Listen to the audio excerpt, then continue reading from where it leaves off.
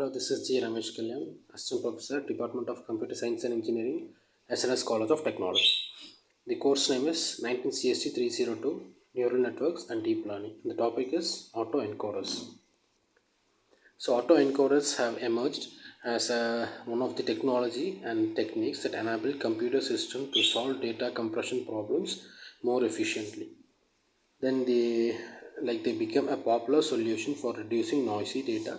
So this acts as a solution for reducing the noisy data. So noisy data is nothing but the error, we could say, as an error or the outliers that is present in a particular thing.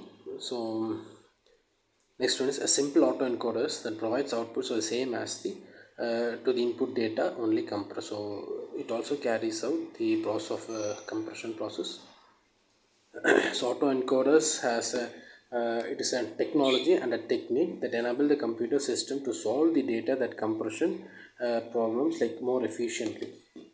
So mainly in case of like a data compression process, or else the process that involving reducing noisy data, this autoencoders is used.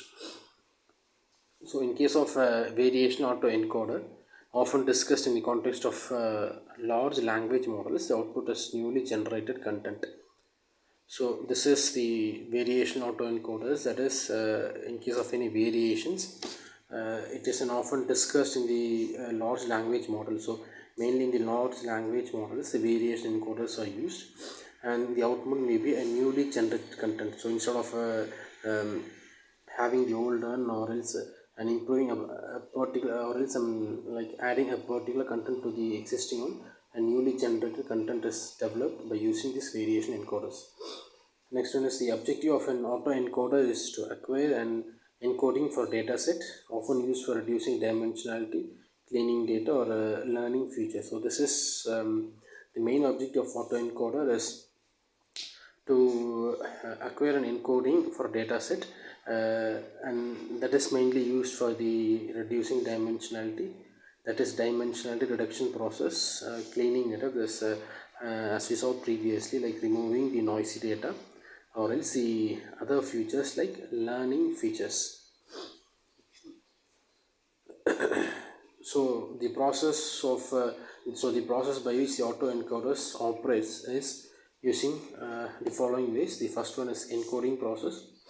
So the encoding is the input information undergoes encoding by neural network, which condenses information into a latent space representation that is typically of a smaller dimension as compared to the initial input.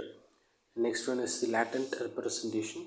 So the most crucial characteristic of input data are captured by the latent representation. It is a compact, concentrated depiction that ideally retains the most information, important informations. Next one is decoding. The hidden representation is the later fed through a decoder network that tries to recreate the initial input data from the hidden representation process. So this is nothing but a process of encoding, latent representation, and then decoding. So this is the general process.